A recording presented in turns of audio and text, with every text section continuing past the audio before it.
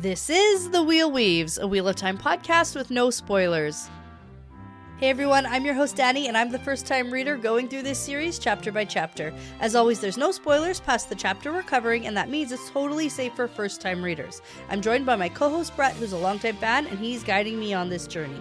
We'd like to thank and acknowledge our executive producers, Brandy and Kirkwood, Sean McGuire, Yanis, LightBlindedFool, Big C, Deyvis Ferreira, Green Man, Bennett Williamson, Hannah Green, Noralia, Greysin Ishara, Helena Jacobsen, Matthew Mendoza, Sims, Cyndi, Manethraen, Andrew Scarponi, Mr. Boddy's Body, David, and HoneyBunchesOfJason. We also want to thank and give a big shout out to those folks who renewed their annual pledge at patreon.com/thewheelweavespodcast for a whole nother year. So thank you so much to Gatorbait, Catherine, Sarah Quill, and Travis Halkey. We really appreciate your continued support. It's generous folks like you who really help keep this podcast going. In this episode, we are talking about Chapter 19 of A Memory of Light. Yeah, Chapter 19 is the choice of a patch. That's an obvious one. Do you feel good about his choice? He had some options. I liked his choice. Okay. Yeah. Yeah, okay. There were options. Yeah. He didn't want something glamorous. Sure. Just a couple rubies in it. It's just fine. Little ones. It's just little ones. And that was like the most plain one he could. Yeah, I think that's good. Purely functional. I think so. Okay. Do I love the chapter title? Nope. Yeah, I mean, it's... Yeah. There's things. Things happen. Okay, we got to get into it because... Sort of things happen. Well, okay. Oh, wait, something happens. Well, yeah. I remember now. I remember other things than Matt getting dressed what happens in this chapter. Yeah, there's two other very important perspectives that happened before this. We have Elaine and Egwene. Yes. And the Rand meeting, right? So, yes, yeah. And then we have Matt. Oh, yeah. There's actually like a patch. real big deal. Yeah. Yeah. We'll get there. Okay. Yeah. Let me do the fun fact, and then we can actually get into the fun stuff. Right. Yeah. I actually sort of blocked that out of my memory because I was like, oh my God, what else? Tell me, what else can go wrong? Right. It's okay. I just don't want... Okay. No. Okay. Fun fact first. Got it. Okay. Fun fact is about eye patches. Of course, it has to be. Sure. Okay, so there's a couple things we got to talk about. The functional purpose of eye patches. And then we're also going to talk about some myths around eye patches. Ooh. Yeah. Okay, so first off, eye patches were very common for people who had lost or injured eyes. We're talking like the old-timey days. Well, yeah. Still a thing. And but... probably mostly because it's not great to look at. Right. Yeah. Can freak people out. Actually, yeah. Yeah. Like covering up an injury is basically what you're doing for the most part. Mm-hmm. Like once the eye's gone, and healed. Then... I'd rather look cool than... Right. Yeah. Okay. With like a cool new accessory. That's what Matt's doing. Yeah. Okay. Now, they were particularly prevalent among members of dangerous occupations like Pirates. Soldiers and sailors, right? That's for sure a thing because you could lose an eye in battle. And also legs. Peg right. leg. Right. I'm just thinking more pirate things, but go on. Here's the thing about this fun fact. This is an important piece of information. However, while stereotypically associated with pirates, there's no evidence to suggest the historical accuracy of eye patch wearing pirates before the several popular novels came out in the 19th century, including, but not limited to, Treasure Island is a very notable one. Oh, and those pirates had eye patches. Yeah, and parrots and things like that. Now, Treasure Island, the original book, like the 1883 novel, did not actually have a character with an eye patch, but a lot of the adaptations that came after... eye patches were very popular. Sure, so yeah. that's where it kind of came into, pirates must always wear eye patches. Of course. Okay. Now, there's also a myth that pirates wore eye patches not because they lost an eye, but because it would help, right, their one eye adjust to the dark so they could go, like, below deck and still see okay. Like the dark vision or whatever you want to call that. Oh, okay. Right? So then they would switch eye patches? Exactly, because one eye is adjusted to the dark. It's kind of like if you wake up in the middle of the night, your eyes are more adjusted to the dark so you can see better. Well, I understand that concept. Right. Yeah, I get it. As you do. Yeah. Okay. However, that is not true. So apparently that is not a thing. There's no historical evidence that supports that this was a thing, not just with pirates, but with any sailors, not a thing. Yeah. Right? Because if it was a thing, it would be documented in some sort of historical naval manual. But not. However, Mythbusters in 2007 did find that it could be plausible because it kind of works. Oh. Yeah, but like covering one eye. But also your depth perception. Yeah, which is a big thing. If you have two working eyes and you just wear an eye patch, Yep. ask our friend Uno. Right. Not great Guy for Roberts. It. Yeah. It's like a thing. He would tell you. He has told us. He did tell us. Yeah. There's a thing about Go listen to that episode where we interviewed him. Okay. And another myth, the last one about eye patches, is that they were purely a fashion statement. Not true. Not true. Strictly functional for covering injuries. But I think Matt actually disproves that in this chapter because it can be both. It can be functional and it can be a fashion statement. Of course, yeah. Right? Okay. Like if I have to wear one, I'm going to wear a nice one. Right. But anyways, that's the last perspective. Let's get in the chapter because there's a bunch of other very important events that take place here. You're right. So chapter 19, the choice of a patch, and we get 3 perspectives. Mm-hmm. But our chapter symbol is the 5 dice. Right. Mostly, I think this is not illusion. What's the word I'm looking for? I don't know. A distraction tactic? Like the title and the dice? Yeah. It's like, oh, you don't expect anything really important with like Rand and Egwene to happen in this chapter. Because it's like, oh, you think it's going to be something about Matt? And then something crazy happens that you're not expecting. I don't know. Okay. Why? No, I agree. We can call it like a distraction noodle. Uh-huh. Yeah. It's good. Okay. All right. We're going to start in Elaine's perspective because Elaine is heading over to find Bashir. Yes. Because they are going to Cairhien. Yeah. So here's the thing. I wish I had my laser pointer with me, but I'm pretty sure one of our children stole it. Oh, no. So I can't even point out the map for you for Do you what's want to happening. just like throw stuff at the general direction? No, I'm just going to use my words to describe what's happening here. Okay. Yeah. So this is all so far, mostly, it was going to plan of what the backup plan was. So if you recall, we were going to exit Bramewood. We were going to do the double hop over the 2 rivers. Yeah, with bridge builders. Not the 2 rivers. Ugh, no. Oh, yeah, no. no, but they're 2 rivers. Yeah, first one river and then the second river. And then there is a road heading up north towards Cairhien. So we were going to get on that road that runs, parallel to the river. Mm-hmm, and then we were going to use Cairhien at our back to attack the Trollocs. Sure, and then that's good. That was the plan. So we've been able to successfully do the double jump over the rivers. So we crossed the first one, now we cross the second one, and now we are attacking the Trollocs that are trying to get across the river on their rafts because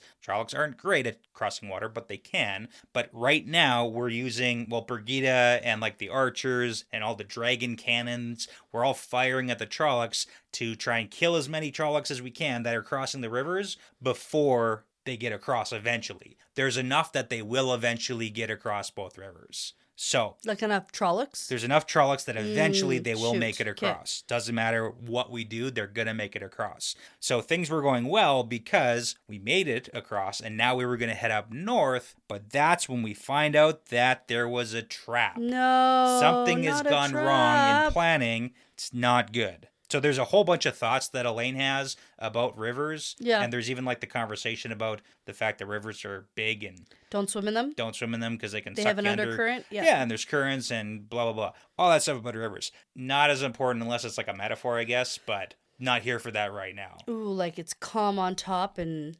underneath dangerous is, under yeah. the surface. But like with Trollocs, like they're dangerous on top also. You know, they're not. Mm-hmm. So I don't know. I don't get the metaphor right now. Not here for it. Yeah, I'd say they're less dangerous on their bottom half because unless they're like kicking you. Can't really. The top half has the teeth and the claws and the weapons. Yes, exactly. Bottom half only has hooves. Hooves, yeah. I guess so. Do any of them have like bird feet, like talons? I mean, because that would be like they have to like hop, hop, hop. The skinny little chicken legs, like I don't. Those ones don't make it to adulthood. Maybe I don't know. What's the? Although I've seen some birds like run. Right. Like an ostrich legs. Right. Okay, you know what? Let's backtrack. Whoa, Let's backtrack a little bit. Whoa, okay. Maybe the bottom half of them can be dangerous. Well. You ever been kicked by a horse, though? Like that'll kill you real quick. So I personally have never been. No, you haven't. No, that's true. Okay. Yeah. Anyway. Also, donkey kicks. Right. Like that's a thing. That is a thing, yeah. Goat kicks. Okay. Focusing. Uh-huh. Focusing. I was picturing Trollocs like trying to kick you in the shin, and that was like comical to me because I was like, oh, that would be ineffective Trying to because they'd lighten the probably mood. fall over. Right. Not. Okay. Anyways, so now it's bad. Yeah, it's bad. Okay, so we get Elaine asking, how bad is it? So Bashir says, it's bad. Yeah, and I made a mistake. Yeah, he made a mistake. He should have realized he's kind of being hard on himself. And it's a little bit similar to the other. Oh, it's scene we mirroring saw. for sure. Yeah, mirroring of, hey, the great captains aren't a, automatic win button. Right. They are human and they can make mistakes. And especially when we're not fighting human armies. It is a problem. Yeah. Yeah, it's different. And like we're in a different part of the world. He doesn't know he's a Borderlander. Bashir is a Borderlander. He's from Saldea. He's fought Trollocs before. Yeah. But from what we know, never in this quantity, in this style, in this region. Like there's so many question marks and like unknowns. Yeah. Well, Elaine tries to tell him like you can't plan for everything. Yeah. And he's like, but I wanted to. And we're also using like soldiers who maybe have never even seen, like we're not only fighting with Borderlanders who are accustomed to fighting Trollocs. Like there's so many things that are not great about this, but let's go over the trap that has occurred here. Yeah. So we talked about the plan. Double jump over the river, go up north to Kyrian to use that as the backdrop to attack the Trollocs, to finish them off. So what's gone wrong is that the Shadow has outthought them and outmaneuvered them. However, like that may have happened. We don't know. We don't have details, but I mean, dark friends exist and things like that. But what has happened is there is a second army of Trollocs that is north of their position, so more in line with Kyrian. They jumped across the river, and now they're marching towards Kyrian to attack the city and hopefully take it. So then when our good guy troops come up the road north to Kyrian, we're going to be stuck between two groups because there's going to be the group that's already attacking pincer move. Yeah, in Kyrian, and then there's the other group that's going to be coming up from the south that they thought was going to be the only Trollocs they were going to have to face. So they're going to get really pinched between, which is not a good thing. Now, right now, Kyrian is pretty much only filled with civilians and refugees, so there's not like a big retaining force there or soldiers because Elaine has cleared them all out for this battle. Well, and Elaine is like, I'm not losing another capital city here. It's not great. Yeah. For more than one reason. They don't know how it happened, but maybe there's another waygate nearby. Maybe Bashir like miscalculated and some of the Trollocs from the original Brahim would split off to the north, right? Yeah. But we don't really know. We don't have a ton of information, unfortunately. So we also don't have enough channelers in our army here to move all the troops from where we are, like into Kyrian automatically. We can move some carts and some injured, but we don't have enough. We don't have enough channelers to do gateways. Just like straight across, we don't have enough channelers. And that seems to be the thing with all of the Battlefronts is we don't have enough channelers. There's never enough, but we can't even just like jump to the city because we should have done that beforehand or like earlier if that was going to be the plan. So anyways, it's not great. We don't have a lot of options here. The Trollocs have probably lost thousands of their numbers crossing the river in two different places and going through all sorts of like badlands, but they don't care because they're Trollocs.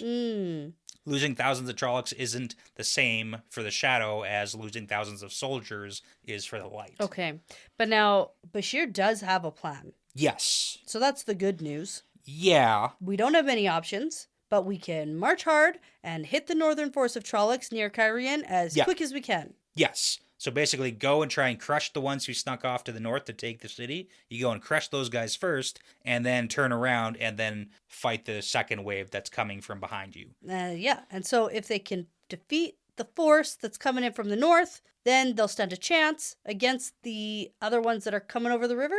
Yeah. Yeah, okay. From the south. Yep, got it. I think I have to rearrange my sticky notes. Maybe. Yeah, I tried to tell you that you put the arrows way too high. I know. I did tell you that before. Yeah. But yeah. Okay. Yeah. Because that is confusing now, I see.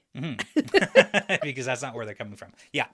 Okay, but there's the update there. Well, it's not completely done yet, though. Oh. So there's a couple more things. So Elaine does try to like motivate Bashir because she's like, hey, you got all sorts of things that nobody's ever had before. You got the kinswomen and you got dragons. And Ogier. And you got Ogier willing to fight. Like, you can do this, man, because Bashir is feeling pretty down right now. So she tries pumping up a little bit here. And Elaine does suggest the whole, like, maybe we can start jumping people to the city of Kyrian. But Bashir's point is that even if we, like, spend all the energy we have of our channelers to get all of our troops into the city, well, as soon as there's dreadlords, they're just going to rip the walls of Kyrian apart anyways. It doesn't matter, yeah. So we just need to basically take these Trollocs out while they're tired, because the ones that are going to be hitting the city first, that we need to now go quickly to attack, they're probably tired and exhausted because they had to march real fast, real hard from for days, somewhere, yeah, right, middle of brain, like somewhere. So they're probably exhausted. So this is kind of our only shot right now. Okay. But yeah, so hopefully that will be the plan. Okay. Are you optimistic? No. Yeah. Okay. Not really. Okay. Yeah. Doesn't feel very optimistic. No, it's just annoying because the whole time I'm thinking, okay, fine, where should the Shanshan channelers go? Mm-hmm. Like, where should the Shanshan go? We had a Q&A on Friday and we were talking about sort of what we should do and where they should go. And, gosh, I don't even know. Yeah, and at this point, literally any of the battlefronts will need support. Maybe not the Aes Sedai one in Kandor, but the rest of them, we kind of need backup here. Nah, if anything, we need to pull the Aes Sedai out of Kandor, get those Aes Sedai to go help other places, and then move the Shanshan in and have that be their own battlefront. Yeah. Where they're not going to be around any of our channelers. You just throw them up, and that's not a bad idea Don't either. be around any of our channelers. Yeah. Just like, that's fine. And if you remember, like, the original plan too, the original plan was to win this Camelin battle quickly, so that we could go and help the other battlefronts with these reinforcements. Right, this was supposed to be super quick. This was supposed to be the quick and get them done and, like, let's win back the city. I hate when plans don't go exactly. Not going at all the plan. This is not going well. Not going well. But yeah, that is the update. Okay. Well, let's switch perspectives because Okay. we're going to jump into Egwene. And we are going to get some news that I feel conflicted about. Yeah, okay. Not good. Bad, maybe? I feel bad about it, but I also am annoyed by it. Okay. Just plot-wise. Okay. It, like, annoys me. Sure. We'll point some stuff out. There's two parts to the Egwene perspective here. Yes. We got the meeting with the wise ones first. Yeah, okay. So Egwene steps into Tel'aran'rhiod, and this is so interesting. Like, this nugget to me is oh, right, I forgot this was a thing. She's overhearing the conversation they're having before she gets there. So it turns out whichever one went to the Ruidian columns to check out what Aviendha saw. Mm-hmm. She's back and telling everybody what she saw. Yes. Yeah. So first off, you missed the location for where we're meeting because it's Tel'aran'rhiod. And I know you can probably assume where we are, but we need to make sure we tell people where we are. Stone of Tyr. Stone of Tyr, Heart of the Stone. #1 place for meetings in Tel'aran'rhiod. Feels like I'm always being watched. Yeah, weird. It's so weird. Because you picked the same meeting place. I just had to point that out. Now, also, before we get into that side conversation here, that she listens to maybe a little bit too long. I want her to listen longer. Right. Well, you just want to hear what they have to say. I'm like, ugh, gosh, Pride? What? Come on.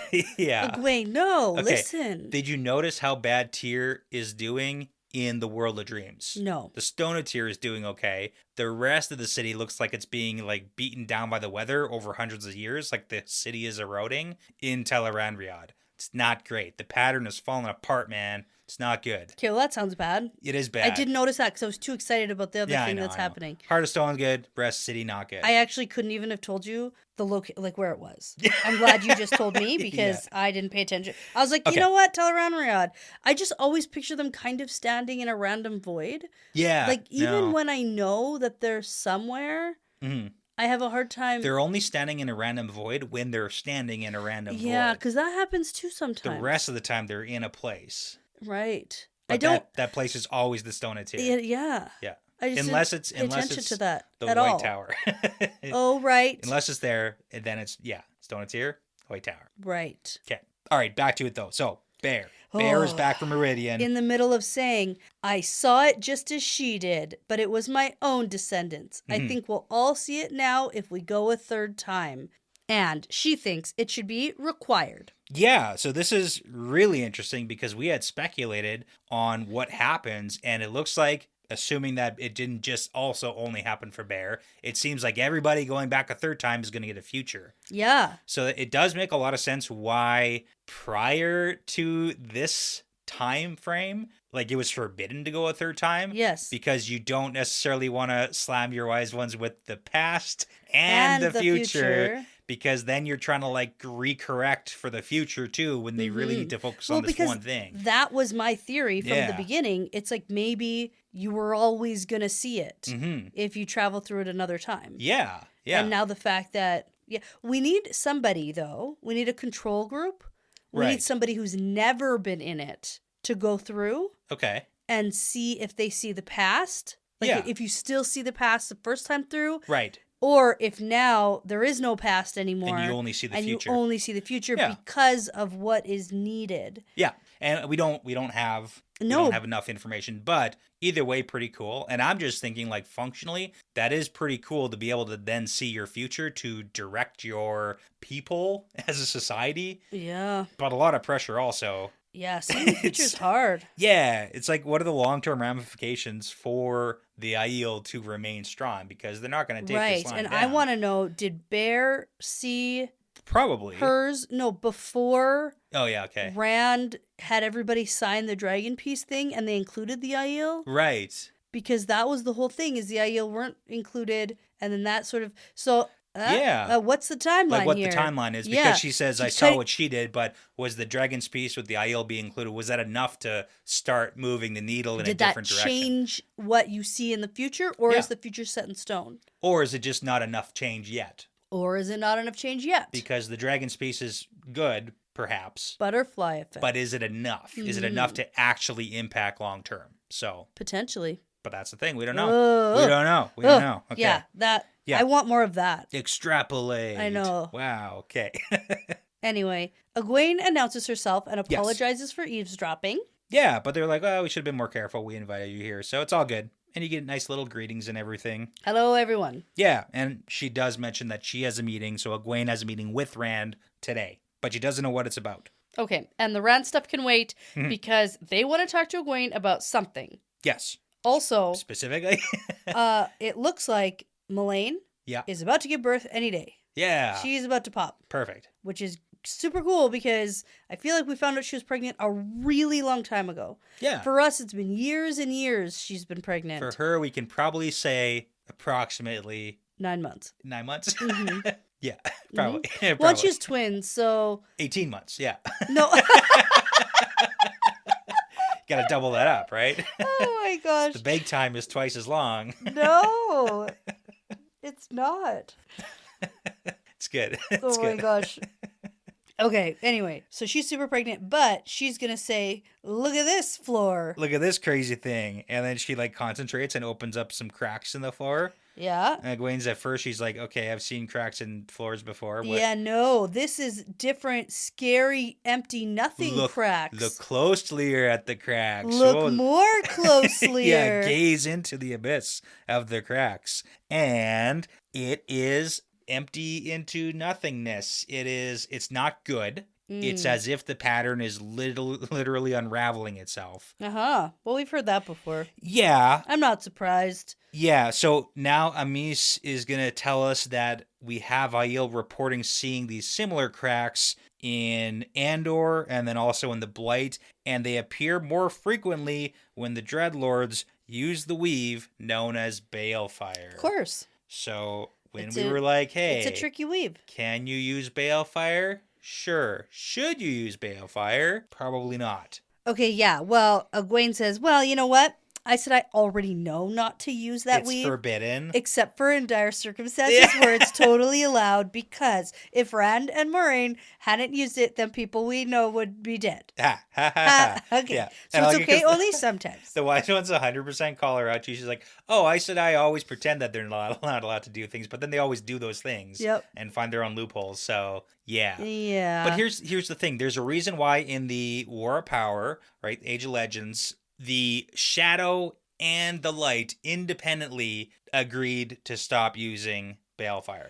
They both sides, without talking to each other, decided we need to stop using balefire because the pattern, we all live in the pattern. If I was Moradin, Yeah. I would just continue. I would just like balefire everything and everyone until the whole pattern unraveled, and then I could just like live my life. I just dead in peace. Yeah, you don't live your life. That's the thing. So here's the thing but about that's what Moradin wants. Destroying the pattern is we all live inside the pattern. Yeah, but Moradin doesn't want to anymore. Yeah. That's his whole thing. Yeah. I found an out for him. But then are you like with the Dark One for all eternity in the nothingness that is outside the pattern? Because that also sounds bad for him. Is that a thing? I don't know. We're not like in a philosophy class here. We sort of are, actually. I don't know. We don't have enough information. We don't really know what is outside the pattern, if that's a thing. So we shouldn't use it unless we want to use it. We shouldn't use it at all. Unless Nope. we want No. to use it. I'm not saying that I don't like when people use it. I don't. Dreadlords who are doing it too much. Is it though? Yeah, it's not us who are doing. We're doing it sparingly for just little things. Pretty sure Nynaeve has used it to like kill Madral and stuff. Dude. Well, that was an accident. She didn't even know what she was doing when she did that. It's just like for the most part, balefire is not. The only time we should be using it is against like the Forsaken to burn them out of the pattern. Like, well, we have to do that. Boom, see, that's what I mean. Yeah, boom, gotcha. It's the only way. There's not that many Forsaken though. Yeah, can we balefire the Dark One? That's a good way to kill him. Good. Well, maybe do that if it's a him that you can balefire. Well, Rand thinks that there is a him to kill. He doesn't know that. Nah, he knows. He doesn't know anything. Yeah, okay. So that's the issue. So let's maybe stop doing that. Okay. Yeah. Okay. That's number one. Number two thing, they have a nice, lovely little goodbye. In case they all die? Well, yeah, and they're going to stay out of Teleran for a bit. So, well, things are terrible everywhere, and it's scary here, too. And the last battle's coming, and they are going to stay out because we're not going to risk it. Egwene actually also thinks to herself after, like, she's going to stay out of Teleran now, too, because she shouldn't be risking herself because the tower needs her and everything. And it's the last battle, and we'll see if she sticks to that. We'll see. Yeah. Egwene. Yeah. Okay, so they have a goodbye. Yeah, they do, and it's cute. And then Egwene thinks, and farewell to you, old friend, referencing Teleran, until I dream again. Yeah, literally. And you're like, wait, what? Yeah. Till tomorrow night when you dream? Like, yeah, it's not goodbye, it's a see you later. Yeah. Yeah. It's good. Okay. Okay, now before we get into her meeting with Rand. Yeah, second part of this perspective. I say we take a quick break. Okay. And then come back for that. Mentally prepare yourself for being around Gawain. Right, also that. Okay, so we are back. Yeah. And here we are. Egwene wakes herself up and Gawain is by her bed as usual and they're back in the tower. Yes. So this is where she's sleeping right now? Yeah, because this meeting is happening here. Okay. So like earlier in this perspective, we got notified that Rand left a letter on Egwene's floor of her tent saying he wanted to meet, but not as the Amyrlin and the dragon, but as old friends. Okay. So they've set up this meeting here at the tower. Okay. Yeah. And then I'm just like, oh, what's he gonna get her? What's her gift? what's her death gift? Yeah. For him, I guess. Yeah. His death gift? Her death gift from him. Yes. His death gift to her. There we go. Did it. Either one. Yep. Both work. Probably not. I feel like only one is actually Nah, right. they both work. Okay, so Gawain's like, okay, he's here, and off they go to see the Dragon Reborn. Yeah, and we get there. We don't even waste any time in the hallways. Just like, we're here. Okay, perfect. Excellent. And then Egwene starts by asking, what's this about? Trying to convince me to break the seals? Because I'm not going to do it. Yeah, and I love Rand's like, oh, you're so cynical. It's like, of course she is. Yep. Of course she is, because the other couple of times you guys have met, it's gone terribly. Yeah. The last 2 times we met, you kept trying to infuriate me. Right. And whether or not that's true, he did infuriate her. But that's just because Rand is doing things that are infuriating to someone Egwene. like it. And to an Amyrlin seat. Yeah. Like, he... Yeah, okay. He's making lots of decisions. He prances in and prances out. It's just like, and I get it because it's Rand, but I get it. So then Rand makes it worse by doing the worst thing possible. Yeah, he tries to make peace by pulling out like a hair ribbon. Yeah. And then he's like, look, just remember when you wanted to braid your hair when you were a girl? Because we were friends.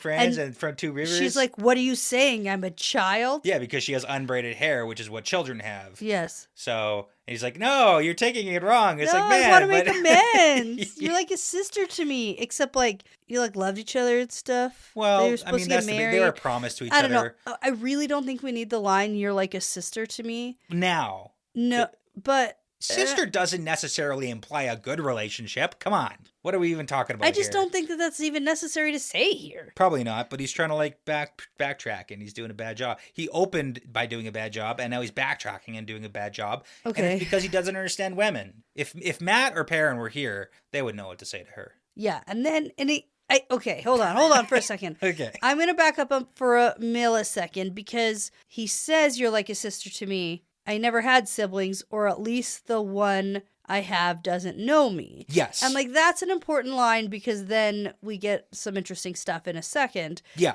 And so I guess he has to say that for the plot to move, because otherwise how do you just randomly say super casually, right, oh, Gawain, your half-brother's my half-brother. Well, you don't even say that. No, but how do you Gawain say that attaches so to that. casually? Like, Yeah. I guess you have to kind of be talking about siblings. Right.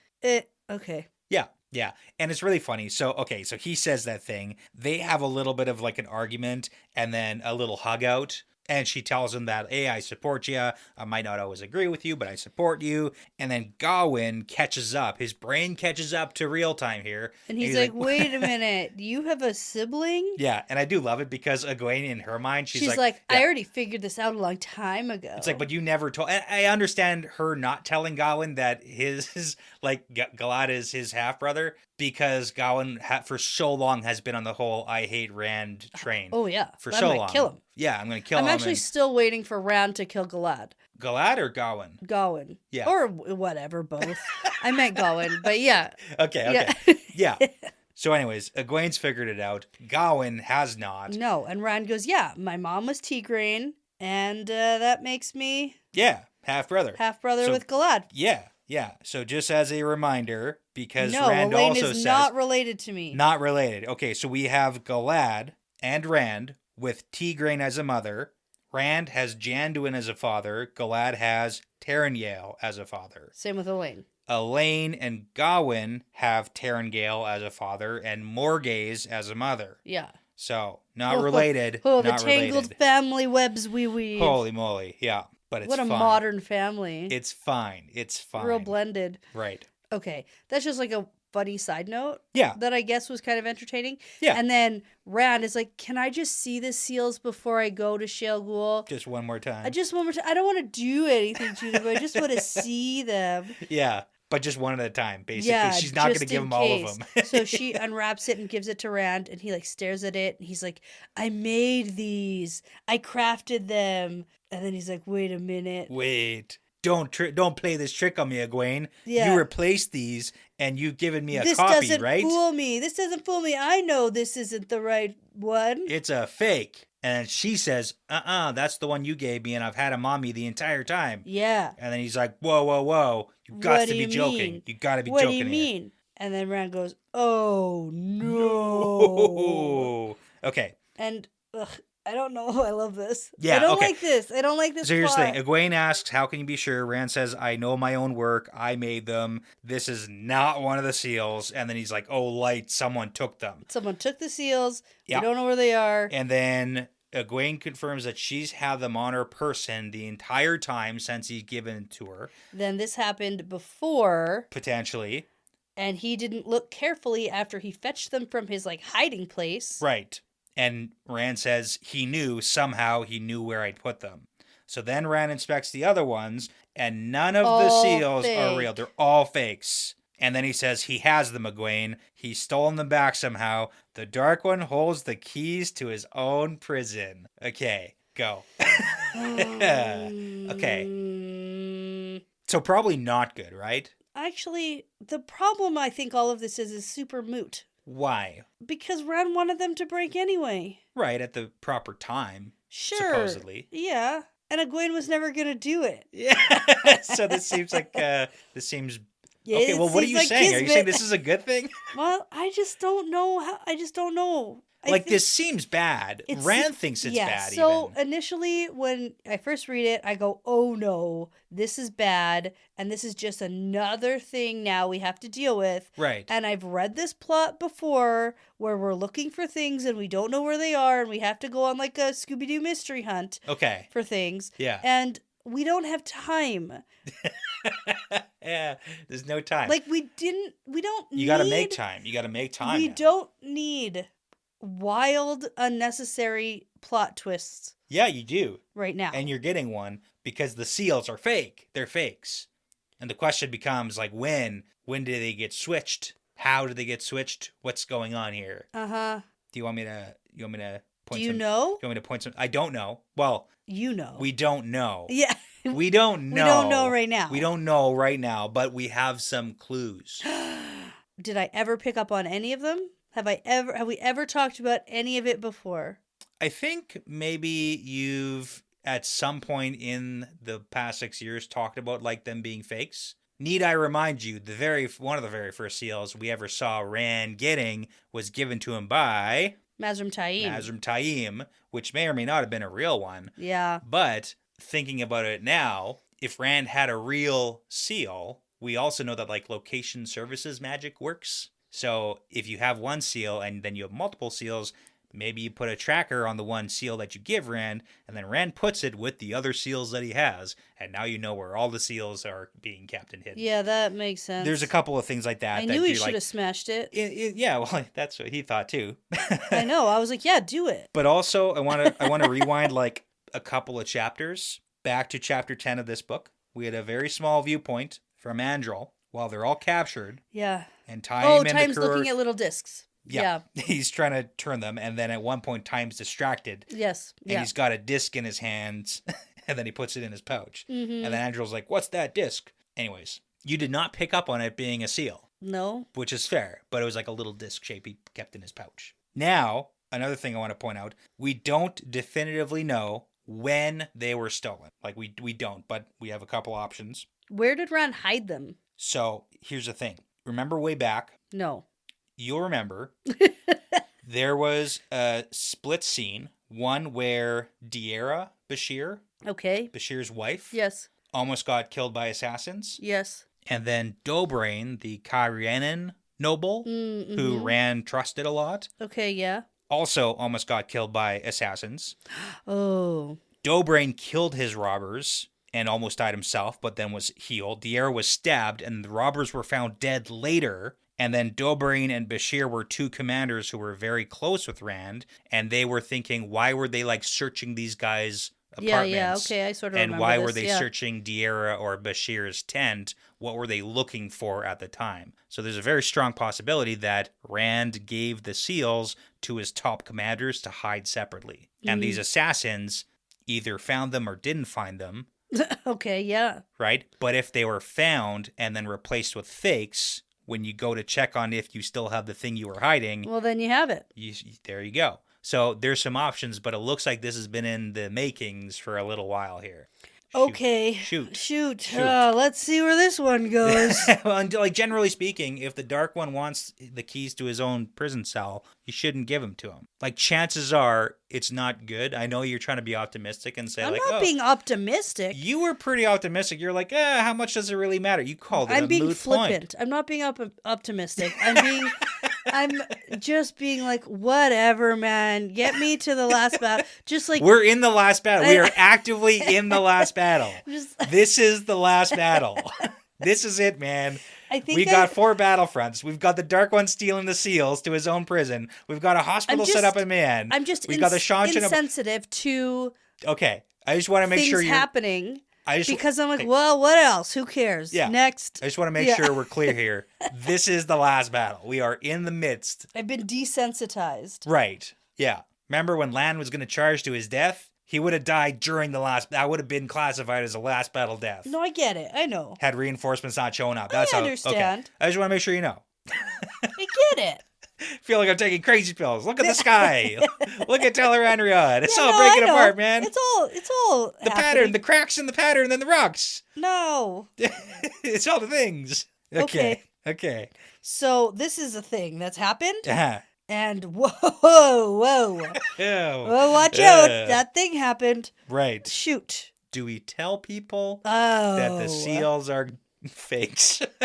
Yeah. They're not missing. Well, they're missing, but... Well, it's actually kind of funny how much thought went into Egwene and setting up this whole meeting thing because Rand was like, I'm going to break the seals. And it was like an entire... That's like why they're all here together at all. You know what's funny is Rand could have just given her the fakes to begin with. Probably should have. Here's the seal. Yep, those are the real things. Here you go. Here's the seals. You break them if you want to. You know what? You keep them. Because like, why not just be a liar? Rand's allowed to lie. Is he? Yes. Oh well, he doesn't. He's not bound by any sort of magic. Yeah. Yeah, but is he allowed to? Yes. Oh. I would say of anybody in the series, the prophesied savior of humankind is allowed to do the lies if he so feels that it's the right call. Is there a prophecy about? Yeah, the dragon is a liar pants. No. The switching of seals. Is there like something that's like, oh, and the real will become not real? You know, not well. Okay, and then the real will be discovered again. Not like that. Nope. No, I don't think that's part of the prophecy. I think it's just a shitty thing that happened. Yeah. It's not great. Well, it's only not great because it messes up our plan. Yep. Yeah. You are technically correct. That's the only reason why. I mean, if you look at it from another perspective, like from the Dark One's perspective, this is great. It's not even a big deal. Yeah. Yeah. Okay. All right. That's it for that perspective. Yeah, it is. Okay. Next. That was enough. Are you ready to watch Matt get dressed? I am ready. Okay. So we're going to perspective change over to Matt. Matt is having a heck of a time. Right. And he's thinking back to all sorts of things. He's reminiscing of the good old days when people would look at him. And not for good reasons. Suspicious of him. Yeah, because he's always stealing pies and such. But, you know, what kid doesn't do that? Yeah.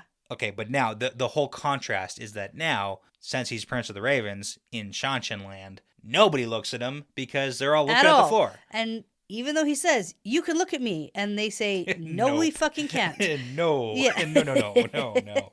And it's really funny, too. Well, not really funny, but Matt's threatening the servants here a lot in the funny way that Matt does. Because when the lady comes in to do the clothes, he's like, I'm going to see if you can fly out the 4th-story window. And then he also says, hey, you might not have hands anymore because I'm going to chop them off, basically. And, like, we know that Matt would never follow through with a funny joke like that. But in Shanshan. But in Shanshan, that's a real threat, yeah. So they're like, oh, okay, and look afraid. Yeah.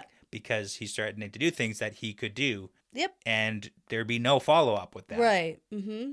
It's like he's just like his dark sense of humor. Yeah. And nope, but they're like, no, this isn't funny. Yeah. Yeah. Like when I tell the kids I'm going to throw you on the roof, it's like, well, I'm not going to actually throw you on the roof, but it's a funny thing they think that you're going to throw them on the roof. When do you tell the kids you're going to throw them on the roof? When they're being crazy. Oh. I'm going to put you outside. I'm going to throw you on the roof. I'm going to kick you into the sun. You know, things like that. Okay. Things of that nature. Funny things you say to children. Just like loving father. Yeah. Quips. Yeah. Okay. Interesting. Mm-hmm. Great. Yeah. It's parenting, right? For more parenting advice. Yeah, 101 from Brett. Anyways. Okay. I wouldn't say that if they actually thought I was going to put them on the roof. Yeah, okay, that's fair. One day, though, they're going to be like, no, don't put me on the roof. Okay, so finally a newcomer enters. Right. Who's looking at him, and she's like, no nonsense, fashion lady. Yes. Yeah, from The Incredibles, that lady. The no capes lady. Oh, okay. Yeah. Yeah, I see that. Yeah, so she's the personal tailor, and then she starts off with a list of like outfits and materials that they're going to be making. Yep. And then, this is where he makes one of the jokes, burn that hat. Yeah. Matt's iconic hat. She says, burn it. And then he says, I'm going to throw you out the window. Yeah. And honestly, I don't even know if he's joking. Yeah. He's like, yeah. And I was like, don't touch that hat. Yeah, right. Yeah. Yeah. And then there's a whole back and forth about outfits and undressing Matt to his small clothes. And Hilarious. it's a whole thing. And he's uncomfortable, but he like shouldn't be. And Always hilarious. whatever. And then Yep. they're putting him in the most ridiculous clothes. Yeah, so we have Nada, that's the tailor lady. So she's going to make court outfits and private function outfits. And then Matt's like, no, only military stuff because we're in the burning, bloody last battle, lady. Yeah, ones that I can fight in. Yeah. And they're like, you don't do that. Well, it's kind of funny, too. Yeah. And I'm sure we should probably get some, like, actual fashion stuff with the Sean. But it's basically like big, bulky robes, but then it's tied back by a girdle. And I've been watching a lot of, like, Shogun and stuff, like Japanese samurai type shows on Netflix right now. And that's what I think imagine. Shogun's Disney. Maybe. Okay. Well, I watched Last Samurai Standing, too, which is what I watched. Okay. But, yeah, and it's, like, basically, like, the big robes with, like, the tied back. And he's like, oh, this is actually not bad for fighting. Yeah, like, but in the then they put robes. another thing on and But then, another the thing. big blocky tabard thing that's just, like, a solid piece. I picture sandwich board. Yeah, absolutely. He's 100% wearing a sandwich board. A real fancy Yeah. one. And he's like, wait. Yeah. This can't possibly be the fashion. And then he like looks down the hall and then there's like another guy with like a smaller sandwich board. Yeah. And he's like, oh no. That's absolutely accurate. Yeah. Yes. And also bring him eye patches because he has a choice of a patch. Yeah. And so he chooses a simple black one with only 2 small rubies. Yeah, and he only feels a little bit of a certain kind of way about the whole ruby thing because, you know, the cursed dagger and such from his past. Yeah. Right. Right. So anyway, they're going to dress him all But yeah, up. that was it. Yeah. Yep. Just like, was there anything else that important that happened Um, here? And then the whole, okay. Tuon owns all of Abu Dar. Yeah. And what's the point if I'm so rich? Like, why would I gamble? Where's the fun? Well, because he's thinking, like, what do I do with all these gems that I'm, like, literally being draped in right now? He's like, oh, I could definitely put these on a gambling table for fun. And then I could end up, like, owning Abu Dar. But he's like, wait, I'm already married to Tuon, who owns Abu Dar. And that's when the realization dawns on him. Yeah. He's a bloody nobleman. Burn me. My goodness. Yeah, I'm a bloody nobleman. And they're also, like, painting his fingernails. Yeah, lacquering. Yep. Is that painting? Yes. I don't know enough about. Yeah. I always imagine it's like harder. Yeah, lacquer. Yeah. It's nail polish. Stuff. Yeah. But Yeah. the best part, Yeah. he takes back his hat. Yeah, so he's got the samurai robes, he's got the sandwich board, and then he's got the hat. And he's like, if I'm going to look ridiculous. And fashion lady gonna is do her like, style. you absolutely cannot wear that. That is He's disgusting. like, watch me. Yeah. It's good. It's Yeah. pretty funny. If I'm going to look ridiculous, I might as well do it with style. Yeah. Yeah. Okay. And then off he goes to figure out the troop situation for the war to come. Yeah. Yeah. So I guess we should figure that out. Yeah, like how they're going to be involved. Uh-huh. Yep. They could go anywhere and be helpful right now, so maybe, maybe they should go everywhere. Kind of. I'm concerned that this isn't gonna, like, go well. Right. Because you Right. know what I didn't see in the Rand and Egwene meeting? Rand telling Egwene the deal he just made to get the Shanshan armies here. Yeah. Because that, I don't think will go over well. Right. Because of trauma Yeah. and horrible people. So, I guess we just have to... Yeah. Yeah, I have a bad feeling about it all. So, Yeah. I don't think it's going to go great. But I mean, at this point, I feel like Elaine's army could use some backup. Elaine will not, though. Real quick. Elaine will take backup to save her people. From Shanshan? I think she From would. Damani? I think she would. She doesn't have the same trauma that Egwene has. She didn't take backup from the Aiel. That was different. That was different because she wanted to take Caemlyn by herself without use of foreign interference, except for the people that she hired, and not including the IL she'd want to hire. Oh, them. you mean the ones who all tried to turn on her? Exactly. Yeah. Totally different scenario. In this case, That it's was only dumb. I think that she would accept help. She doesn't have the same hangups. I still think we should pull Aes Sedai out. Okay. Out of Kandor. Yeah. And support all the other troops with the Aes Sedai from Kandor. Yes. Throw the Shanshan up on the Kandor in front to fight. Yeah. Cool. Okay. You know what? I accept your military strategy. You never do that. Yeah, that's a reasonable one, though. I just don't know the whole, like, switching out, because that's a hard thing. You can't just, like, pull back all the... Like, they're going to know each other are there. So that's the thing. You can't do it secretly. You can't just be like, hey, Aes Sedai, okay, just leave now. Because you'd be like, well, why? right? There's going to be a little bit of, crossing paths there. This is going to be a mess. Uh-huh. This isn't going to go well. Right. I'm nervous. I'm nervous for that Yeah. encounter, you know? Yeah. All of this feels bad. So, here we go. Okay. Keep reading. Keep going. One at a time. Ugh, okay. Before you know it, we're going to be done this book. And then it's going to be done. So And then just, it's going to be done. I know. enjoy it. Enjoy it while you're in the moment. I'm just trying to stay in it. I'm Yeah. trying to enjoy it. You will. It's good. But just remember what I always say. It's going to get worse before it gets worse. There you go. Okay. And the first thing you do before you finish the Wheel of Time, or when you finish the Wheel of Time, is reread the Wheel of Time. Exactly. Seems what overwhelming. else do I say? Oh, you say things all the time. Apparently, you tell the kids you're going to throw them on the roof. Yeah. So there's no such thing as stupid questions. Only stupid people asking questions. You've said that sometimes. Yeah. Before. Sometimes things happen for a reason. And sometimes that reason is because you're stupid and you make bad decisions. Yeah. That's like a good too. one. There you go. Nice. All of those are great. More sayings with Brett. Those are also good. Okay. Well, before you go ahead and choose an eye patch, I'm going to say that this is part of the pattern now. Yeah, it's part of the pattern.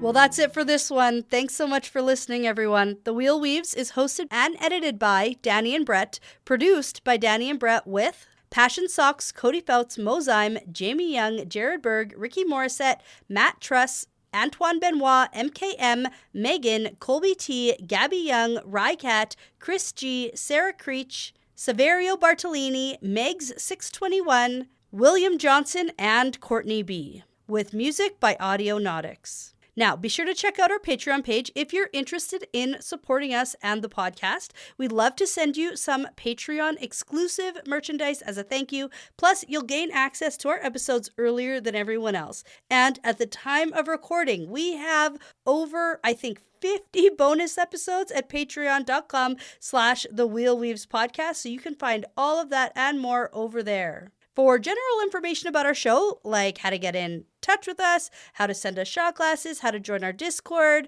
you can visit thewheelweavespodcast.com. And as always, please be sure to give us that 5-star review because it really does make a huge difference in helping people find us. And be sure to tell a friend, Riyadh, because referrals really are the best compliment. Thanks again for listening. This really is part of the pattern now.